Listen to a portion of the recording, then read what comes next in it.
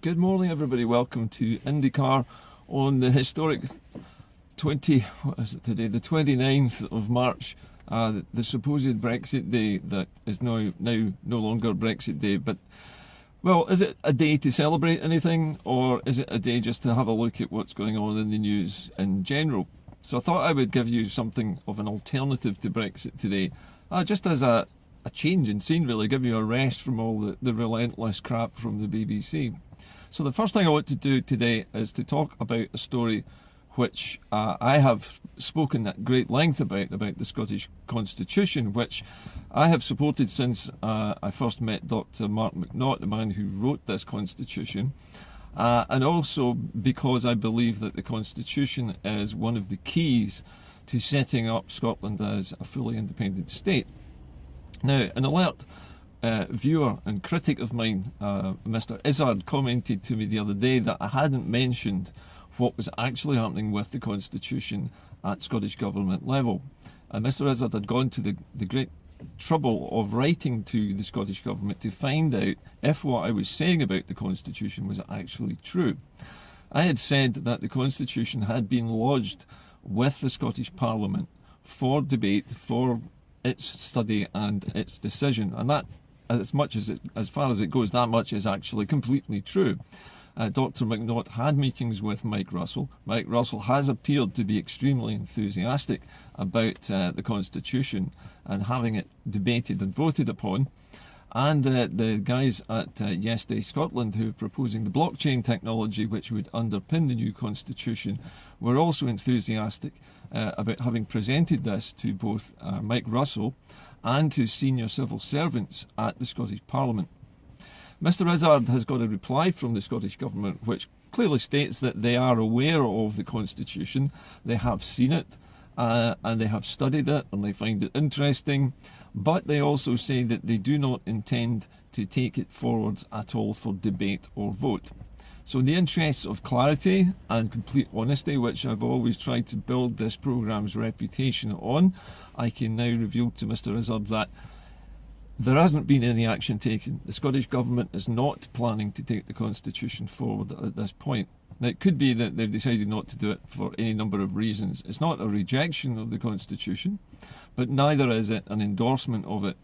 So the Constitution is at the stage where all we can do with it, and this is the same for any self-created documents or self-created or publicly created movements, documents or anything else that's presented to the government, is we can only give it to them and hope that they take action about it. Now, if the Scottish Government has chosen not to bring forth the Constitution and put it forward as a motion to Holyrood for discussion and debate, then that is their right to do so. But we'll have to question why they haven't done so. Why are they not thinking about doing this as a part of the drive towards independence? I don't know the answers to that. I can't answer for the Scottish Government. All I can tell you is what we know. What we know is that the Constitution is finished in its final draft. It has been amended by over 250 members of the public. It has been handed over by Dr. McNaught and by the group at Yes Day, who are designing the blockchain system which will go with it. Both Dr. McNaught and Yes Day have had meetings with senior civil servants at Holyrood. They have seen the document. Mike Russell has seen the document. Mike Russell was apparently very enthusiastic about it. But that is as far as it has got up to now. So that's it up to date. Mr. Izzard, I hope you find that a satisfactory conclusion to your investigations. You're satisfied that Indycar has covered it impartially, and I hope that that restores some of your faith in the programme. Because I know, Mr. Izzard, that you have been telling people that I've been telling lies about this. I have heard from a number of my other viewers that you have started a whispering campaign against Indycar in general, and I wanted to scotch that right now. So despite you having written to the Scottish Government saying it's not planning to action this, that's as far as it goes, Mr. Izzard. So you can accuse me of lying all you want, but I think this show will lay that to rest and also reveal you, Mr. Izzard, as being a bit of a troublemaker. Right, on to more interesting and important topics now. I'm afraid we have to return to Brexit for a moment because a number of things have cropped up recently in this new Brexit twist with the plans by the Conservative Party to represent the deal in two parts in order to technically go around the ruling by the presiding officer, by the Speaker of the House. Sorry, there's too many parliaments going on in my head at the moment. Okay, so John Bercow had said that they couldn't present the same deal again without alterations. So the Tory party has created the alteration of slicing the deal down the middle, separating the divorce agreement from the statement about the future relationship. And in doing so, they think that has given enough difference to this to enable parliamentarians to debate it and to vote on it later today. But it's also important that they vote on it today, because if they don't do so and it isn't passed today, then we will no longer have that extension to the 22nd of May. If it doesn't pass today, then we go on to the shortened time clock of the 12th of April as to when they have to come up with something else which will satisfy the EU to give them a longer extension.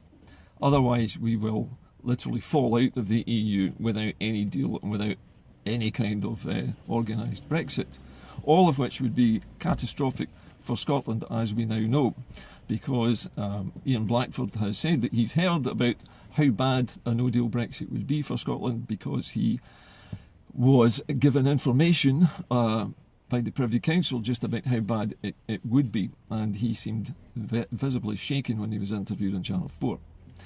But what I wanted to look at today and analyse today are two things. One is the legality of splitting this agreement.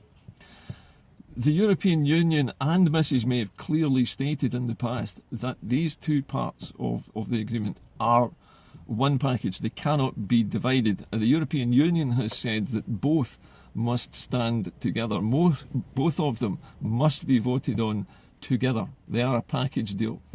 So even if today Mrs May's deal, minus this this declaration of future intent for an agreement, even if they only vote on this today, this one item, that does not satisfy the European Union's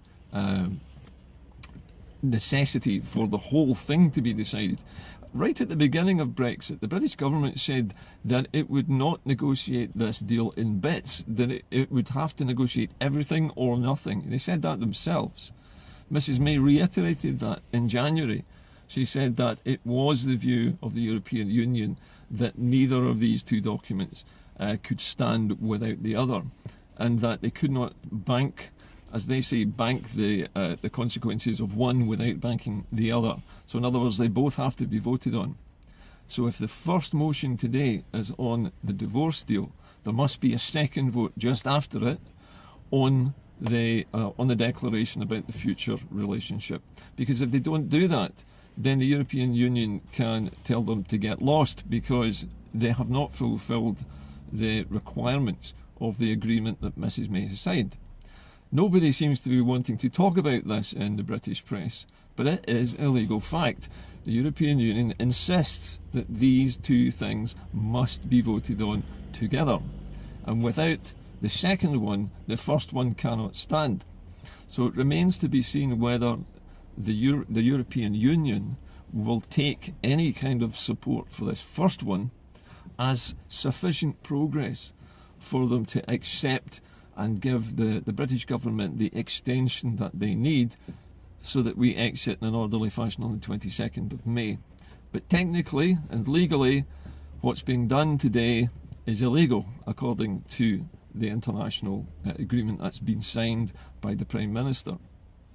And the second thing that I wanted to analyse today, and nobody is talking about this either, is the mandate that the SNP has for declaring a start to a new independence referendum campaign. Now, the mandate states quite clearly that the trigger point would be a substantial change in the circumstances of Scotland in the Union, or, and very specifically, being taken out of the European Union against our will, being dragged out by the UK, in other words. Now, The wording of this, I think, is important. Being dragged out against your will, to me at least, means the UK signing a Brexit deal which takes us out of the European Union with England.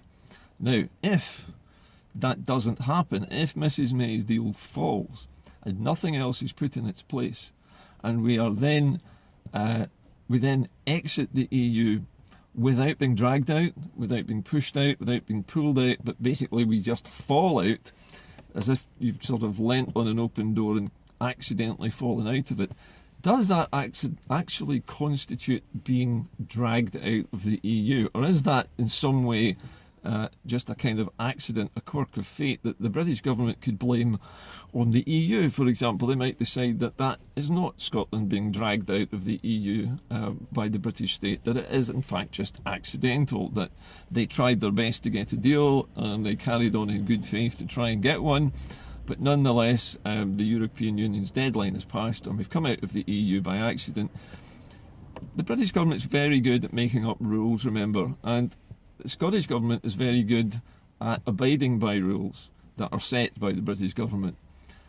It occurred to me last night, just after the Scotland at 7 show, that the British government is very cocky at the moment about this independence referendum. And I've heard from other sources that SNP members who have been active on the internet and on the SNP's own pages have reported a big increase in spam coming from unionist trolls, all of them basically challenging the SNP to call the referendum right now. Now, this is a concerted attempt by social media trolls, which has been organised by somebody to provoke the Scottish government to move now to call a referendum. Now, why would the British government want the Scottish government to move now unless they know something that we don't know? In other words, they've got something up their sleeve, some flanking manoeuvre which will prevent us from either ever having this referendum, or they can legally challenge its validity because of some legal technicality. And now the legal technicality could be that we're not being dragged out of the EU, that we're just accidentally, and it's not the British government's fault, being dragged out of the EU because of a deadline set by the European Union. And I wouldn't put it past the British government, who are very good at playing the blame game, to blame the Europeans for us coming out of the EU, and thereby avoiding any responsibility for Scotland's situation afterwards. And it also could be that, well, they just think that they'll be able to take control of Scotland after they fall out of the EU. There is a reason, there must be a reason why the British government is so very confident that Scotland's independence referendum will fail. They certainly wouldn't be challenging us to go for it now if they didn't have a good reason for wanting us to go for it now. And I think it's a worrying turn of events when the British government is challenging the SNP to call an independence referendum, even though the British government has said they're not going to give a Section 30 order. So they've got something up their sleeve. They're basically playing the brinkmanship game. They're saying, come on, try it and see how far you get. So I'm just pointing out one possible explanation for why the UK is so confident that an independence referendum will not work out for us. The other reason, obviously, is that they might take control centrally of Scottish politics. In other words, they might sideline all of the devolution settlement. But bear in mind, no matter what I say, and I'm only a driving instructor talking to you in a car, that the British government has already taken control of Northern Ireland. They've done it quietly, without any fuss. Both Sinn Féin and the Democratic Unionist Party have refused to share power with each other for the last 2.5 years, and neither party has shown the slightest interest in sharing power now. On the other hand, the British government has been left in charge of Northern Ireland, and it continues to be so. It continues to rule Northern Ireland from London.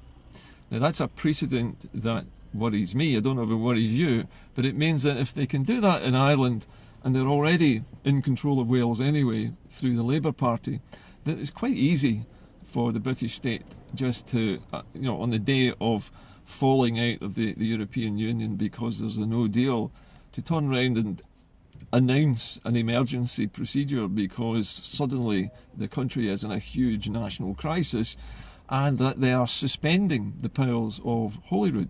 They don't have to even end them, they just have to suspend them on a never-ending basis and just keep deferring the time when that suspension is ended.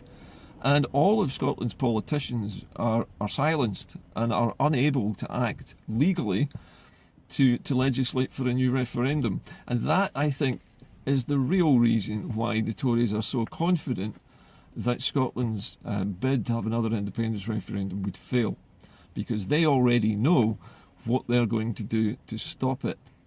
And I think it's worth remembering when you talk to your own MSPs and when you talk to your own SNP friends that they are thinking about this and they're considering the fact that it's highly likely, in the event of a no-deal Brexit, that the British government will stir up a panic and will create an emergency. They've done so in the past. False flag events happen all the time in the UK. Remember the parcel bombs that purported to have come from some splinter group of the IRA recently? These were small incendiary devices. Nobody claimed responsibility for that, really. Nobody who was recognised anyway seemed to have claimed responsibility for it. But clearly, the ante is being upped all the time by both the British government and whoever is working for them in the background. They are trying to push it so that there will be an emergency soon. If Mrs May's deal passes today, then I'll be proved wrong. But the legality of this decision today is highly questionable. I questioned it last night on Scotland at 7. We had a number of legal brains had a look at it yesterday before it was announced, and it still looks very much as if this move to split the Brexit deal into two isn't legal. And if it isn't legal and it's not accepted by the European Union, then again we will crash out of the European Union, even if they vote for Mrs May's deal. There's a possibility of crashing out. The whole thing is still a colossal mess, and the number of different potential outcomes seems to get larger all the time. But basically we're in a situation where Mrs May's deal might pass and everybody will celebrate, but the European Union will reject it because it hasn't included the declaration. Or Mrs May's deal passes and we get this Brexit deal through, and then Mrs May leaves and the Brexiteers take over and they decide that they don't want to have an agreement with the European Union afterwards, and the ball's back up on the slates again. Or what else could happen is that she fails today and the whole thing collapses and we end up in 12 days' time going out of the European Union without a deal.